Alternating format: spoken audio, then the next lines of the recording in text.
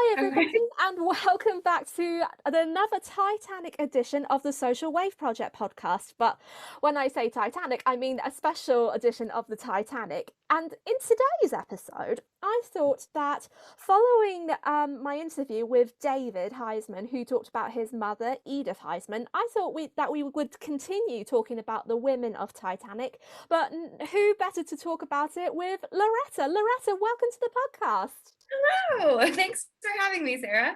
Oh, you're welcome. But I realised though, I'm so stupid that I bought a cup, but I haven't got any tea in it because I Hey, know I you. have a cup and I do have tea in it. It is my Titanic boarding pass cup.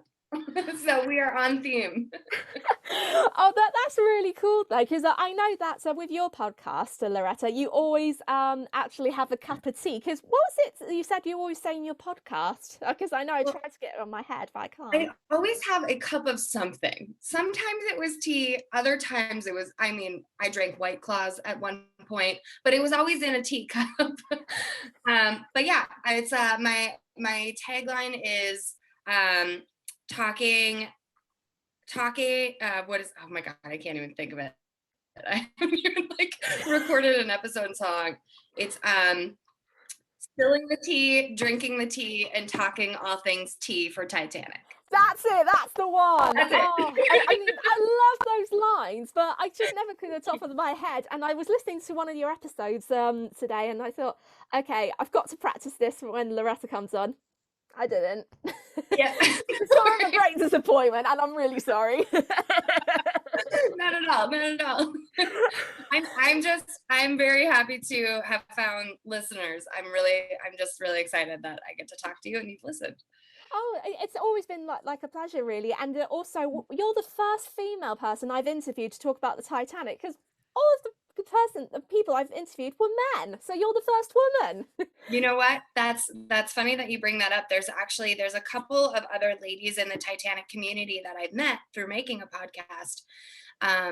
Chelsea, the Titanic girl, she does a lot of book reviews, and she and I were talking about her and some other ladies in the Titanic community have just created a Facebook group of all the women who like Titanic.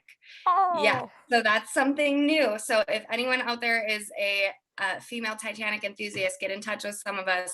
We'll lead you to the Facebook group because you're absolutely right. It is a very male dominant, I guess club is the wrong word, but like, and fandom is the wrong word too, but like, it's just, the group, anyone who really, cares about the Titanic and loves the Titanic and knows everything about it is primarily men. Mm. Um, and it's really hard to find, a lot of us ladies who know things about it and love things about it. And, oftentimes I feel like even some of us are kind of like brushed aside a little bit, like, oh yeah, that's cute. Yeah, you know about the Titanic, and you're like, no, no, no, no, no, no, no, no. Don't you dare. No, I mean that's the feeling though, because I know that when I was doing like my Titanic documentary, I always seem to find that being a woman going and hosting, planning everything solo, and no one's ever done that, and I've never seen a female presenter or most female presenters talk about the Titanic, and I just thought, you know what, a woman could do anything. Let's just go solo. Yeah. Yes, exactly. I mean, it's harder to get, sadly, to gain the credibility in the community, but once you get there, it's a very cool ride and it's a very accepting community. Oh yeah, I definitely agree. And Loretta, we need to talk about yourself because I know that you host a podcast called Tea-tanic, which we Yep. actually did the quote earlier. And then also you are an actress and a singer because you do your podcast and you have all fascinations with the Titanic. So you focus on the Titanic as your hobby in your spare time. So Mhm. what else do you do as well? Any other hobbies or Yeah, interests? I mean, yep. I like you mentioned, I'm an actor. I gained my BFA in musical theater. So my dream was Broadway. So I used to live in New York up until the pandemic, and when the pandemic hit, I kind of just had to pivot and adjust to be able to, still follow my career aspirations. And that included an across country move to Los Angeles, where I am now. And I'm represented by a wonderful manager, Sylvia, with Creative Artists. And she and I have worked closely together to actually try to incorporate my love of the Titanic into, my auditions or projects that she's having me audition for.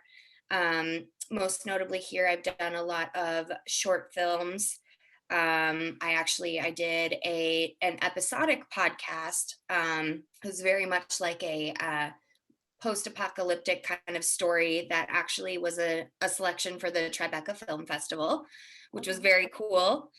So that is kind of my main gig, is going after the acting career. I've recently learned that acting is not linear. Like, you can always take a break from it, pick it back up. Like, it kind of comes in and out, and when it's your time, it's your time. So in that meantime, I work as a production coordinator and music supervisor for a show that is centered around a Los Angeles soccer team. Oh, wow. So that's something I was not a soccer or a football fan.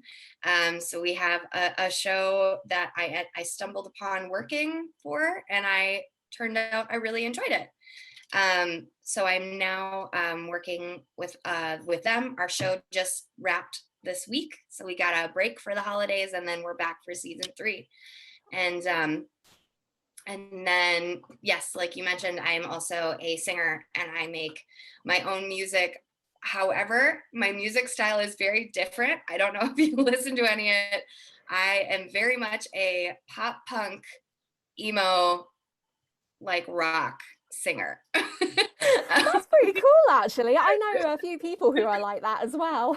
Yeah, it's very, very strange. I try to channel my Hayley Williams from Paramore once in a while, but that is the music I loved growing up. And I realized, you know what, if I'm going to make some music, I want to make it sound like something I would listen to. And that is definitely what that would be. So I do a lot of covers. Everything is available on my Instagram and my Bandcamp if anyone else wanted to check it out. So I do a lot of things. I like to call myself multi-hyphenated creative. Oh, that's definitely a very big term. Yeah. I've never heard of that one before. Yeah. Or a lot of times, people ask, so what do you do? I do what makes me happy. That's my answer.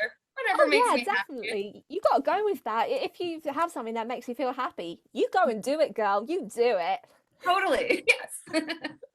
And we've got to have to move on a little bit, because I know that at the moment, at the time recording, and even though this is going up in April, this is back in November, you recently wrapped up series 1 of your podcast, and then you were, from what I understand, you were starting to work on series 2. Yes. Yep. I wrapped up season 1. Let's see. End of June, I believe. It was right after my 30th birthday. I did a wrap up episode, and I got to go to the exhibit in Las Vegas and see the big piece again, which is a really big part of the first episode of my podcast, if you have listened to that. So I really tried to bring that full circle, and I am in the planning stages of season 2, which will kick off in January. And I'll be releasing weekly episodes, and I'm going to bring it right up until the anniversary, and that'll be the final episode for season 2. So it'll be a little bit more spaced out, just because, life does get crazy, and I do whatever makes me happy. So that makes me a very busy lady. So I'm in the planning stages. I do have several guests that I will be talking to, that I've met throughout the community. I am actually going to be meeting up with Adrian and Angelica Harris from my episode with the Titanic Memorial Lighthouse. I'll be seeing them the first week of December when I fly out to New York. So they'll be back on to get some updates on what's going on with the lighthouse and the restoration of that. And then I'll probably have Mr. Simon Medhurst back on, because he and I have just become very good friends. And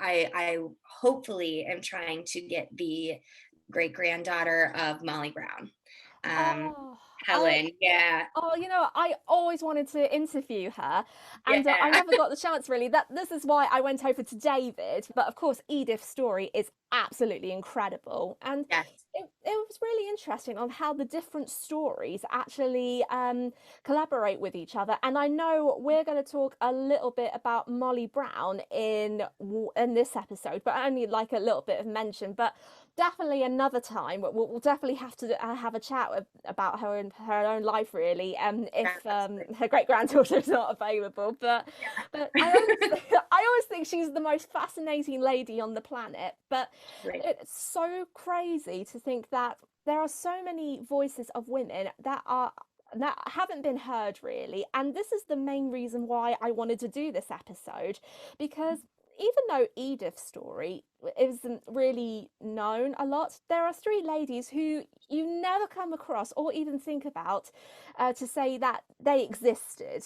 And Yeah. it's really crazy just to how things sort of play out. And I know that before I actually got started, I decided to be a bit cheeky and pick three women to talk about with you, Loretta, to Okay. actually talk about their stories and then probably give your own opinions on this as well, just to Yeah, say like feedback. And yeah, I think that's the right words to say. I don't know what the right words are, but it's so fascinating just to think that the women I researched, they have so many interesting lives, because I know that one actually had a secret romance, and that inspired the I'm flying scene from James Cameron's film Titanic. And the same lady, she was in Lifeboat Number 6 with Molly Brown, but one historian called Chelsea Pinkard, I think that's how you pronounce it, she mhm, likes to refer it to as the suffragette boat. yep, And yes, that's a cool thing, and I don't know yeah, why, but that's just like the coolest term ever. And yep, then we've got a lady who was a stewardess, and then we have another lady who we might jump onto first, who was a secretary at Harland and Wolff, but she actually did some photographs at the time. But I tried to look for her photographs, but I couldn't find them on Google because they were so difficult to find. yeah. But it's just amazing how these three ladies actually play a big part in history. Absolutely. And they don't get enough recognition. I definitely believe that they don't get enough recognition. I know that Charlotte was one of them, Mhm. and I only just came across her story the day before, and it was so fascinating because no one ever mentions her on Wikipedia. I only found her through the Titanic Belfast Museum website, and it was really interesting considering how at the time Charlotte was kind of like, I like to refer to her as the 1910s version of Miss Moneypenny, but she doesn't really have her own James Bond, I'm afraid. Sorry, James Bond fans. I know you were like, is she going to be the next Bond girl? No, sorry. Nope, nope. Miss She ain't. Moneypenny's flying solo. But it was really interesting to see what it was like really at the time, because she was a secretary apparently to one of the drafting officers in the Holland and Wolff shipyard. And oddly enough, you can still see some parts of the offices because it's part of the Titanic quarter area, which was the Belfast Museum. But I don't know if tours are regular or that they're very rare. I don't really know. But apparently she actually took some business matters alongside people like Thomas Andrews and Alexandra Carlyle, and she must have taken some important messages and phone calls, considering about updates on the constructions of the Olympic class liners and trying to just to keep everything together. Though she was very knowledgeable about everything, she had to keep it very secret. And it makes you wonder what her thoughts and opinions were, especially with the rare number of lifeboats and Alexandra Carlisle's sudden disappearance because of an argument between him and Lord Perry, I think it is. Yeah, Mhm. that's how as the story went. Yeah, yeah. I mean, I just think I don't know Charlotte. I don't know, and that I think goes hand in hand with you don't find her on Wikipedia. You don't find her in the books. You find her at a lot of the exhibits, the museums, and you being across the pond from me, you have a whole different world than what I'm exposed to for the Titanic history that we get to learn. If it's not on the internet, and if then, or if it's not in a book, 80 million of the books that I own.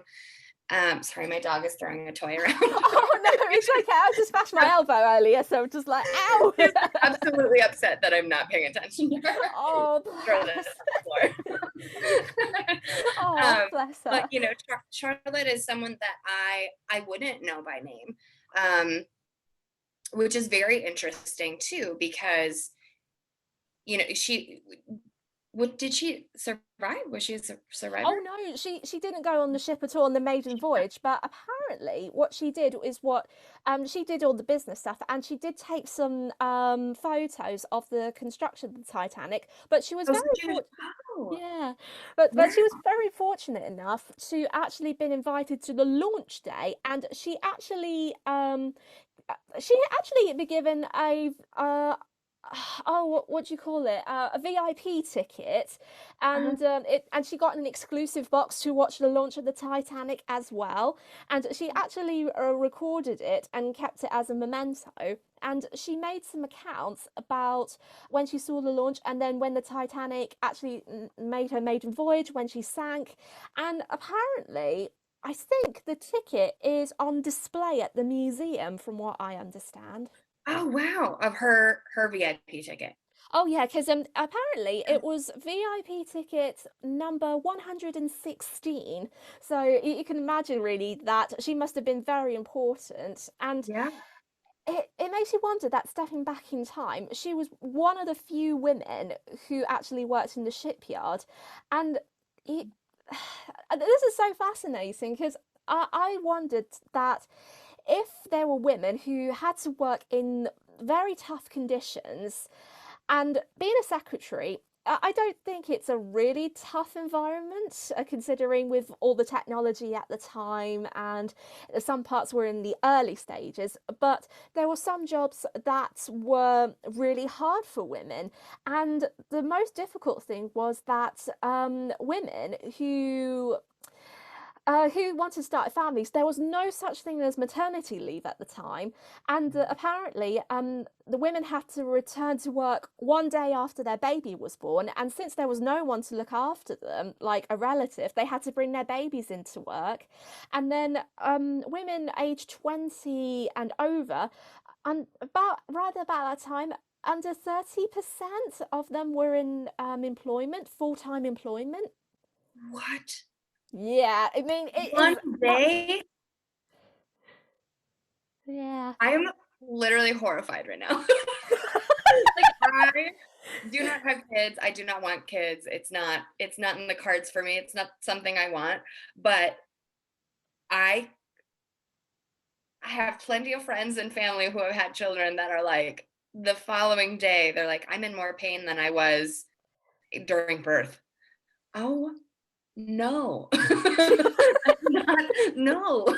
That's wrong. I wish I could go back in time and say, hey, no. I don't want to have kids, but this is wrong. I mean, You know, it's really, really incredible to see how things have there and how the times have changed, and it just makes you think you're very lucky enough to have maternity leave if you plan to have kids. But I know for me, kids are not on the table for me either. But I know friends who have children as well. And I always thought if they were in that position, what would happen? And then also you got like workhouses still around that time as well, because that's where normally women and children would work. right, right. Wow. Next time I hear somebody be like, what? I only have 8 weeks of paid leave. I'm gonna be like, listen, during Titanic, I'm just gonna jump right in with all of my information that I share too much of. Oh, I mean, like, I was so shocked by everything, and Charlotte's story was really inspiring. But I don't know. I was still annoyed that I couldn't find the pictures that she took, but if I do find them one day, I'll have to share them to either the Facebook group or send them to you, Loretta, Yeah. because I know they'll just be so rare to find. But and I'm almost wondering if some of the photographs that we have seen of the shipyard she did take, but she wasn't credited for. That's really interesting. And that now you mention it, that could be really I'm, interesting. I'm wondering if maybe she was not credited for it because of the times, and that wasn't really, for lack of a better word, a woman's place to, gain that credit or take photographs, or she her title was secretary and that's what she was supposed to do. And maybe, I know plenty of times I have had ideas or lended a hand creatively in the film industry and I have not been credited for it. And that's just the hierarchy of how things work. So I'm sure, maybe some of them are out there and we just don't know it's her work. It just makes you really think about the what ifs. And I I think I came across one picture that if anyone doesn't know, there was a picture of a few draftsmen on their desks just looking at the blueprints of the Olympic class liners, and I always wondered, did Charlotte take that? Yeah. Hmm. Yeah. Like who else would have taken it? You don't think they wouldn't have set it up and then, posed like often we do for our selfies and Instagram pictures and stuff. I think that, yeah, maybe she grabbed the camera and took pictures of it. Charlotte would be somebody, if I could go back in time and talk to, I now would talk to her, especially with all of the I'm sure you've heard of all of the like theories and stuff that the Titanic and the Olympic actually switched, and Yes. that whole thing drives me bananas. I'm like, that's not it. The promenade decks were completely different. Like I could go on for hours about it. I'm like, they wouldn't have done that. She would be someone to talk to be like, hey, did this happen? And she'd go, no, it didn't. And then we could all just calm down. Oh, that would be like really, really something because I Yeah. know that it was the same really, but oh man, I really think I really wish I could like find some bits more about Charlotte, but I think if I do get some spare time, I will try and find more stories about Yeah. her, really, because Yeah. I think she's just a fascinating character. Oh, I agree. and yeah, definitely one of the most fascinating characters ever, really. I always think. But then there was there were some women who were really underappreciated, especially those who were working in the crew. And there were not many women that were mentioned in the crew unless they were stewardesses, which which is something that I always tend to think is the most crazy thing. And I did have a hard time finding them because when you think of the stewardess and when you think of Titanic, the one person you would think of is Violet Jessup. Yep. I was gonna say Violet.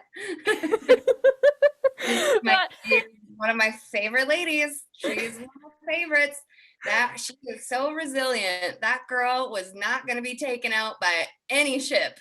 Absolutely not. She's like, you know what? I survived this one. Let me go on this one. Let me go on this one.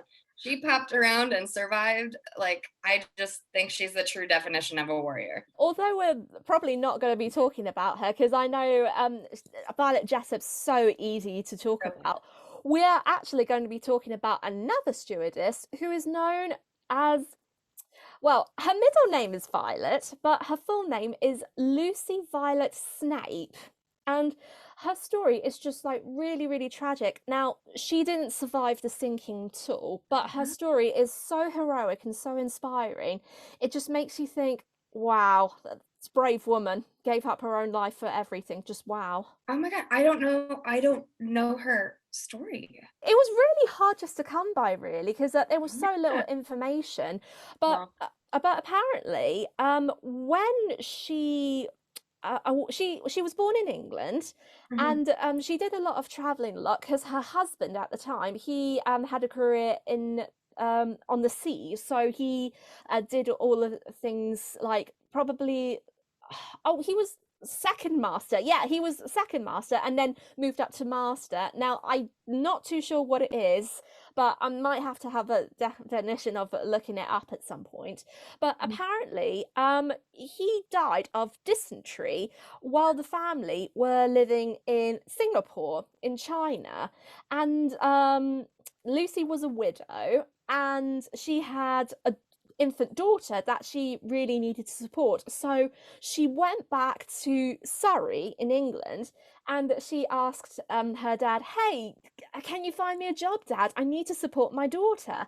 And luckily, he actually worked. Well, I don't know if he said he was a secretary or not, but apparently he worked for a MP of the Liberal Party who is known as Joseph King, and through this connection, um, Joseph actually got Lucy a job as a stewardess on the Titanic, a second class stewardess.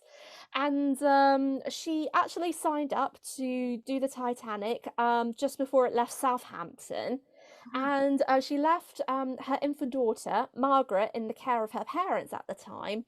And everything was like going well, and everyone was happy. But Lucy wasn't alone because there were other stewardesses on the ship who were in the same position as her. Because most of the stewardesses, from what I learned, they're normally widows.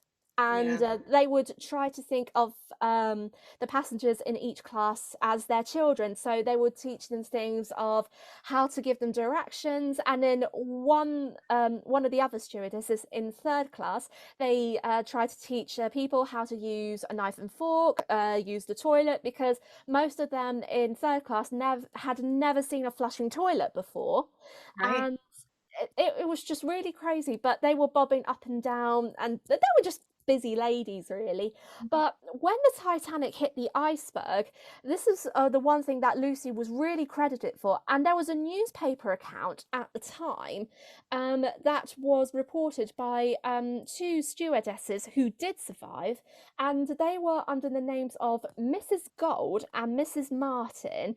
And this was really shocking when I read this, because you just think, how did that happen? But it wasn't, Lucy wasn't really mentioned a lot, but you can really imagine how she must have felt when making her decisions before the ship went down.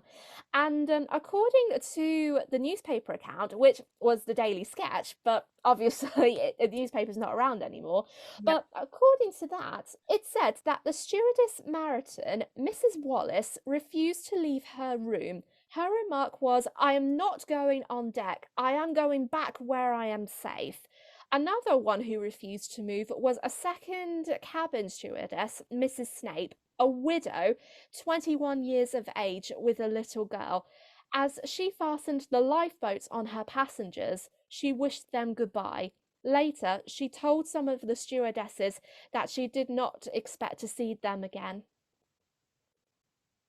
Oh my gosh. Yeah, I mean, I don't really know who Mrs. Wallace was, but I just, when I read it, I thought, do I, or I didn't know what to think really, but you can never ever predict of such a brave woman actually going in position. And I know that one of the other stewardesses, minus Lucy and Mrs. Wallace, she went down with the ship as well because she wanted to stay with the third class passengers.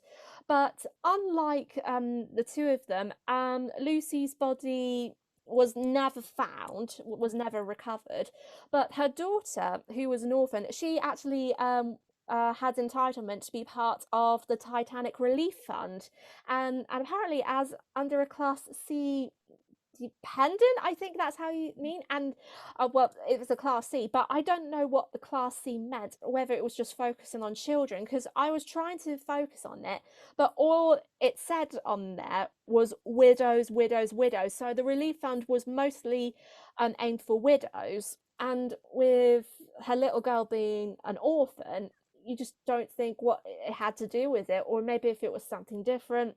I don't really Well, know. and I know that there was so much controversy with the relief fund anyways, that everything that was promised not was it was not fully delivered.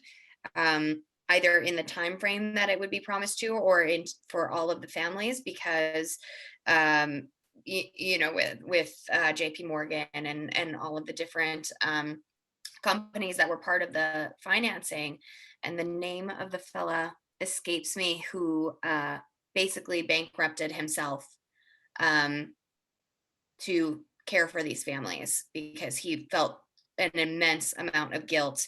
Um, he just gave his money all away to them, and because this so-called relief fund was not getting to all of the families, their reasoning was that the journey was not completed for a lot of the workers, so they weren't going to pay them. I think there was that there was one thing as well, but I know that it was it's off topic, but there was a woman who actually set the relief fund. Her bike was stolen, and it actually was left on the same berth that the Titanic actually left in Southampton, and I don't know why someone would do that. Do that. Yeah, that's so weird.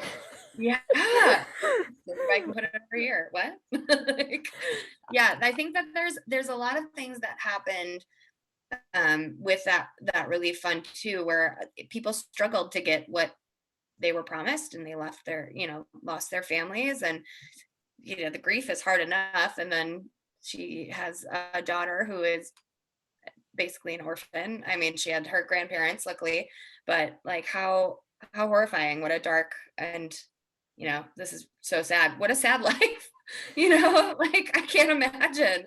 Like, Lucy loses her husband, and but what a strength that she had within her to say, you know what, I'm going to give these passengers comfort and wish them well and do my part, Yeah, I which mean, has oh, sorry, go. no, I was going to say, which has a level of strength that I will never understand. I mean, maybe someday I will. If I'm faced with it, sure.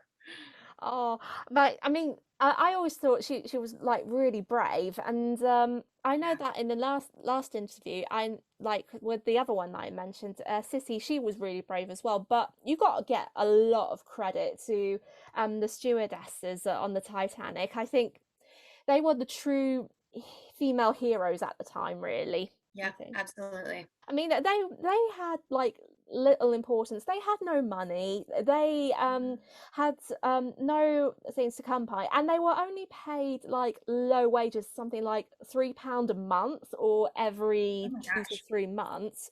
But you just got to give them a lot of credit, really. Yeah, well, and I mean, and it sounds like since most of them were widows, a lot of them were probably grieving still. Yeah. They could still be grieving their husbands, and but the only thing they had to do was, you got to keep working. You have to survive. And especially if if Lucy, she had her infant daughter, she had to take care of her daughter. She's very lucky that she had, parents that would take care, and a father that got her this job. But I can't imagine, not to get like too personal on my side, but I recently just went through a very tough separation with somebody, and I'm even like, oh man, it's really hard to like get through the day and get through the work day, and it's like, holy cow, I can't even imagine like losing someone and then being like, well, gotta go to work. Like, like the strength that takes is like crazy. Like Mm, that's where real superheroes are. I, mm. I think, yeah, the stewardess definitely, they need a lot more credit. Sorry, my dog is giving you a show. Oh. Just saving herself. So sorry. I'm like, Oh well, dog's got to do what dog's got to do, really. greatest baby. My Oh, but goodness. it's just like you can't help it, really. This is what they I do. know. And she's so cute. She's got these big blue eyes like her mother. And Oh, she does things that are just like naughty and like dog behavior, that I'm like, what are you doing? She looks up at me. I'm like, oh, you're so cute. Anyways, enough about my dog. now the last woman we're going to have a look at is Mhm. I only just finished putting the pieces together. Oh, when was it? Only about like 2 hours ago. And Okay. she was the most mysterious woman I have ever like researched about the Titanic, because she was mentioned before in a YouTube video that I recently watched, but it was through a point of view of one of the guys, really, one of the guys that she came across, and this is the one that really inspired the "I'm Flying" scene in the James Cameron film. But Yeah. it also inspired, apparently, she and her secret lover were the inspiration for Jack and Rose. This is so interesting. I have never heard this. So when you were kind of going over, like, we're going to talk about, that someone who had a love affair that inspired this, I was like, what? There's people that inspired this. Now, if you've listened to my podcast, I'm not a big fan of the movie. I am not. I appreciate that it's there because it did bring me to the real Titanic. But I just find it super cheesy. And I am more of a Night to Remember person than a James Cameron's Titanic. I appreciate it. Do I watch it every year? Heck yeah, I watch it every year. Is it my favorite? No. But I'm very interested that there is an inspiration for Jack and Rose, because maybe that'll make me like it a little more. Mm. And I was pretty shocked either, because I know with David's interview yesterday, when at the beginning of the film, where the old Rose was taken out of the helicopter with her granddaughter, James Cameron got that inspiration from Edith and one of her children as well, Oh, which I thought was really shocking. wait, And that's very cool. yeah, I mean, I was like pretty shocked with that, but David really wasn't a fan of the idea of it, because he's just said that, and no offense to James Cameron though, but I hopefully he won't watch this, because I know he might get offended. But David said all he wanted to do was take the inspiration just for money profit, and I thought, okay, You but know what? I agree with David. I do. And I think I've said this before too. Again, no offense to James Cameron. If you ever do see this, listen to this, I would more than love to be in your film now. I'm an actor. But I do think that a lot of it was for profit. And that makes me sad. I don't like people who profit off of tragedy and people's real life stories. I'm like, I don't love that. mm, And he, it's was known that he much later that he made the film. He had the capabilities to make the film to basically fund his own dive down to the Titanic, which is smart. I mean, if you want to get down there, sure, that's a great idea. But I was like, this doesn't seem like it's coming from the best place. But I digress. That is where David and I agree. So we love that. the third woman we're going to look at was Helen Churchill Candy, and I think I pronounced the surname right, I think. But she had a very busy career, but I think she was had a bit more of a busy career than Molly Brown did, I think.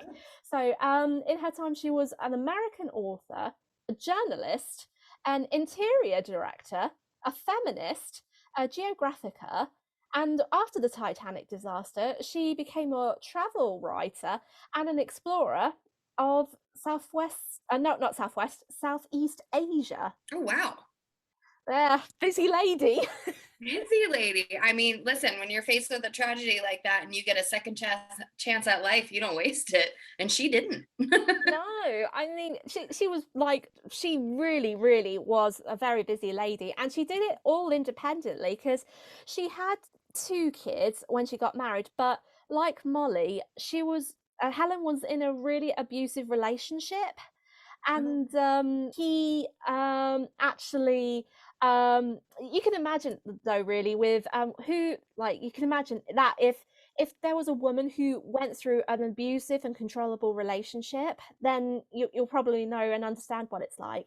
And Helen's husband believed that it was the woman's responsibility to be in the home, hence why that's a type of feelings. But it can be for anybody. But he eventually left her, which was a good thing. Yep. In that time, really, I think Helen The trash took actually, itself out. Yeah. Oh yeah, definitely. We like to say the trash took itself out. Bye. And I don't know, but that inspired Helen to actually become an activist. But again, not much was her opinions on that. So she took up activism, and then she took up writing and journalism, and she's like done so much. And she actually, her story was really interesting. So at the time of the Titanic disaster, she was in France and she was researching some information on a book. And funny enough, I didn't really know about this, but she wrote so many books based on different stuff, but they weren't really described about what they were. And from the book, what she had when she researched it at the time, it was about tapestry. And with her experience being a decorator or an interior decorator, maybe that research was for historical stuff. And she was really into history apparently, but I don't really know what the description of the book is about, but that's just my guess. But she was doing some research when she had like a call from her daughter saying that her son hadn't been involved in a serious accident and she needed to come back to America right away. Oh my gosh. So she actually left Paris as fast as she could, and she hopped on the Titanic from Cherbourg, I believe, because by the time that, because you know Paris and Cherbourg is the easiest way to get to from Yeah. Paris, Mm-hmm. and she actually hastily booked tickets at the last minute, and she actually booked first class on the Titanic. And when she went on the ship, you can imagine that she went on with Molly and John Jacob Astor, because they actually went on the Titanic from Cherbourg. Yep. And this was really interesting because when she was aboard, she met quite a few people. And one of the men that she met was a guy called Hugh. And I don't know if I got his name right, Hugh Wuller, but apparently he was a British art dealer.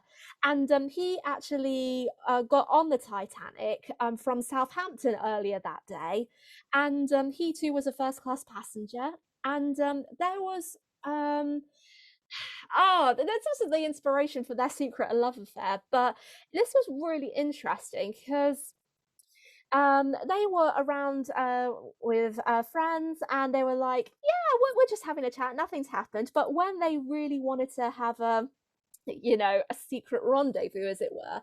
Yeah. Helen wrote in her memoir that she had secret visits with Hugh, and she memorized a solitary visit to the bow. So, in other words, she went to the bow of the Titanic, and in her memoir, she wrote, as I stood at the bow alone, no, actually, that was Hugh.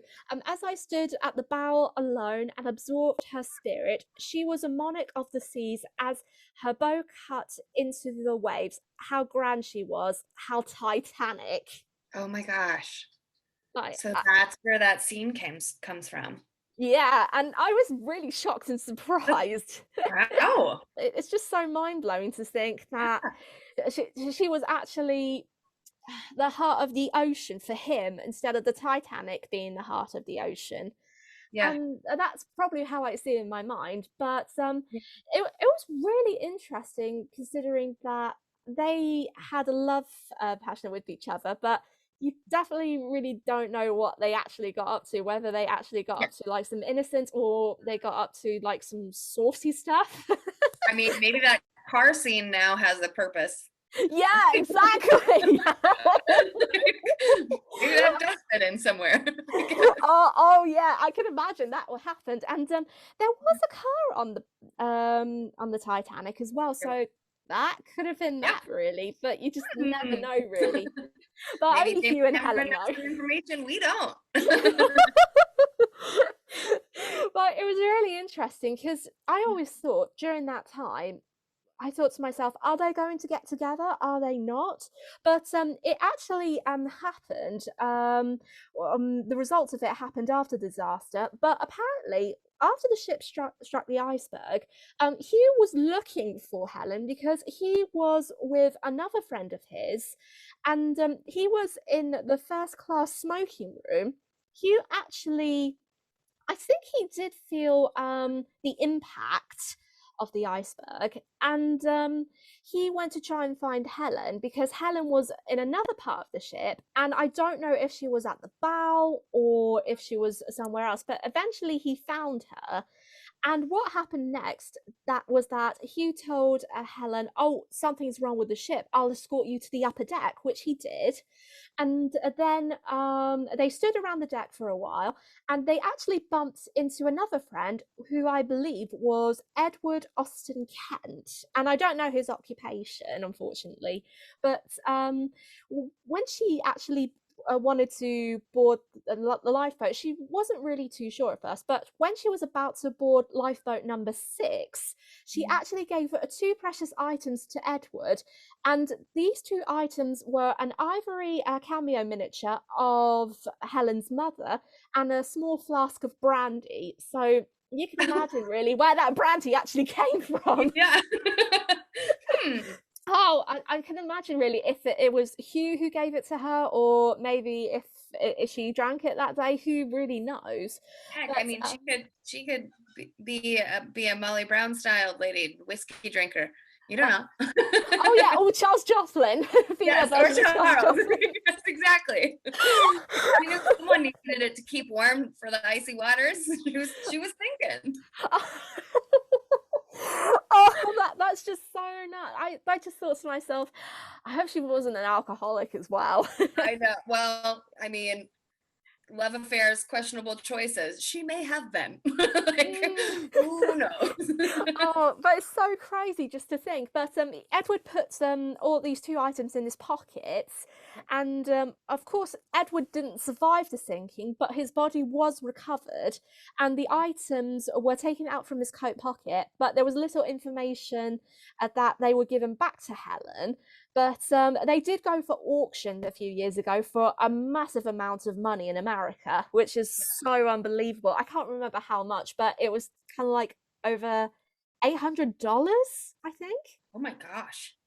I mean, it's so crazy. That's wild. I wonder where it probably ended up at one of the museums. We have so many museums over here now. Like, I mean, it's great, but like now I'm like, I don't know where to go if I want to see everything. Like, which one? Do I go to Branson? Do I go to Tennessee? Do I go to Las Vegas? Like, where do I go?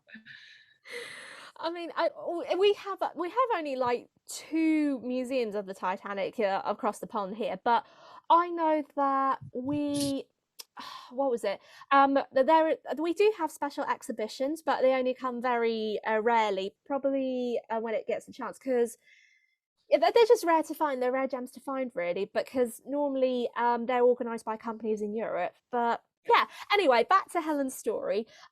She actually went into lifeboat number 6, and it was the suffragette boat, as Chelsea normally calls it, the suffragette boat. Honestly, that should be named historically rather than lifeboat number 6, because it's such a cool name. That boat. It's all the strong ladies. Oh yes, definitely. And she was one of 18 women, but apparently Robert Hitchens was on there, and Frederick Fleet was as well. But it was so crazy because when Helen boarded lifeboat number 6, she took a tumble between the deck and the lifeboat, and she actually fractured her ankle. No. No, not joking. She actually fractured her ankle, and I can imagine that must have hurt so much. And she just wondered, how am I actually going to sit down? But luckily, she was all right, taken care of, and she took one of the oars to row the lifeboat with Molly as well. So that was pretty cool. Oh and Hugh actually managed to survive the sinking with his friend, but they were the last 2 people to get on the last lifeboat before the ship made the final plunge, apparently. So that was quite a lucky escape. Yeah. I mean, that's wild. Did they ever meet up Well, it's really interesting because you don't know what's going on. They didn't really mention the Carpathia. Maybe if they were reunited or Yeah. something happened, who really knows? But Helen actually gave some of the romance stories to her memoir, but she never mentioned on her interviews. That happened years later. But unfortunately, Hugh and Helen, they didn't get together because he married someone else. Man, dang, I fleeting love know. affair. It's like What you could just have missed your been? opportunity, mate. I know. Yeah. But I'm too much of a hopeless romantic to be like, did they get together? Did they not tell anybody they got together because they didn't want people to find out that they had an affair? oh no, it's just like crazy, really, to believe that it's just so crazy. But I am sad they didn't get together. But she Same. left, yeah. But she spent the rest of her days as a single woman, really, and she died single. But she still made like a bit, like raise awareness for women's right to vote and all of that. So all wasn't lost, really. No, she lived a full life and had purpose. You don't have to be married to have purpose. Exactly. And yeah, That's my motto for right now. oh. And I think that's all the stories, really. That's all we covered, really, with the stories. Yeah. Which one was your favorite? Well, I gotta say that I think Lucy.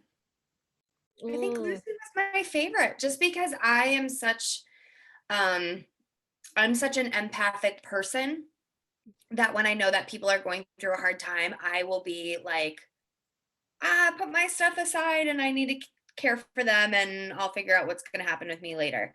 I feel like I can understand her thinking of that, of, you know what, I was put on this ship to do a job and something is going wrong and it is still my job to take care of the passengers and that is what I'm going to do.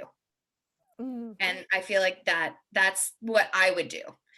So I feel like I relate to that story a lot more.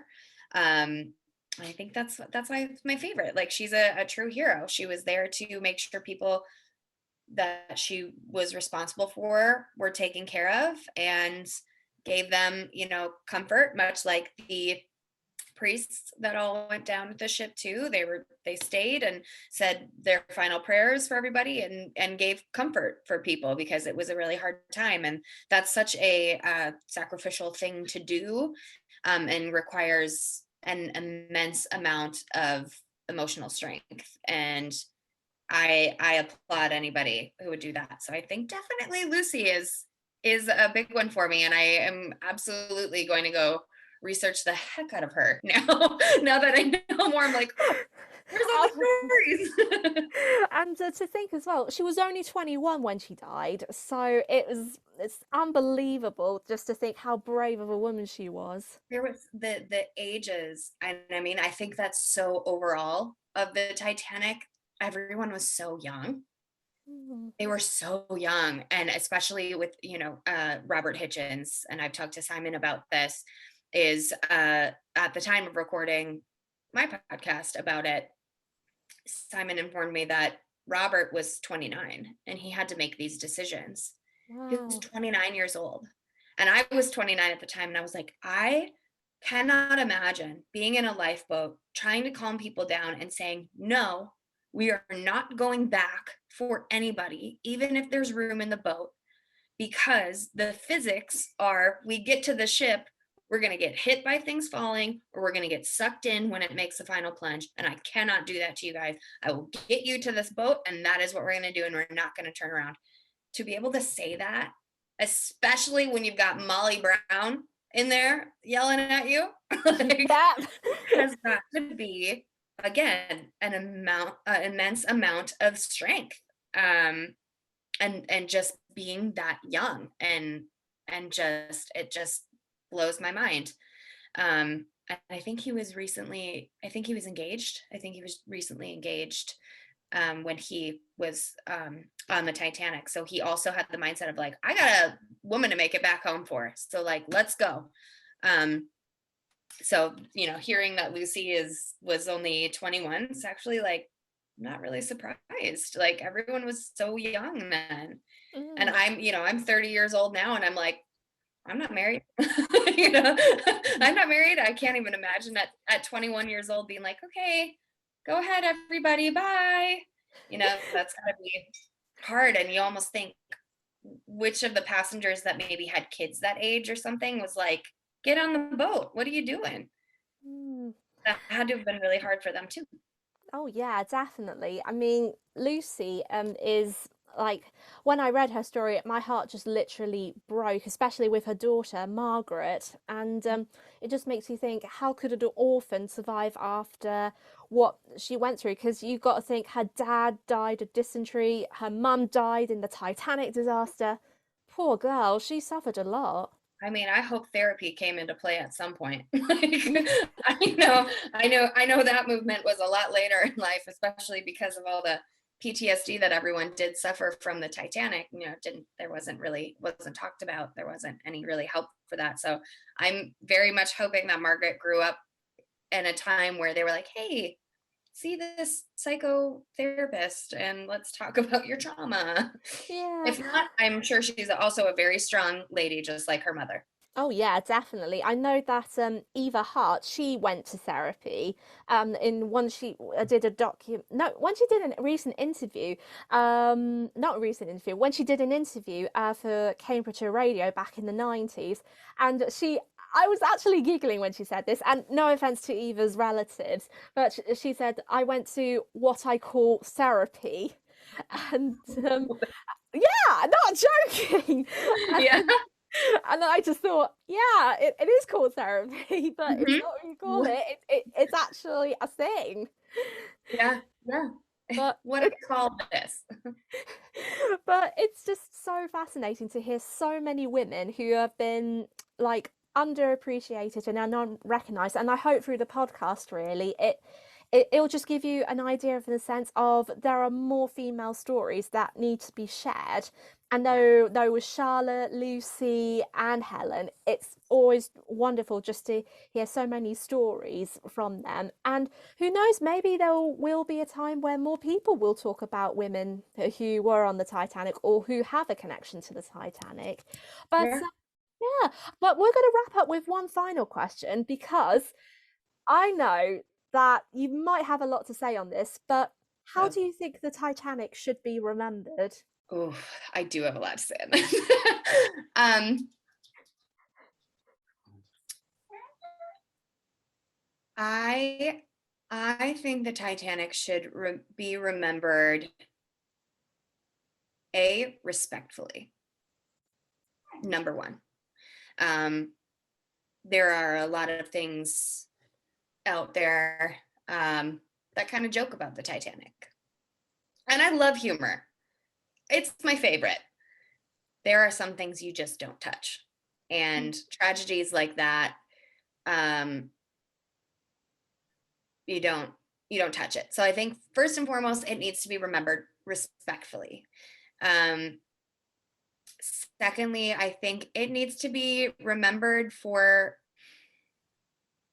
just a lot of people say like the how beautiful she was and the grandeur and all that stuff, but I really think that leaves out the third class a lot. So I would say she needs to be remembered as a gateway to a new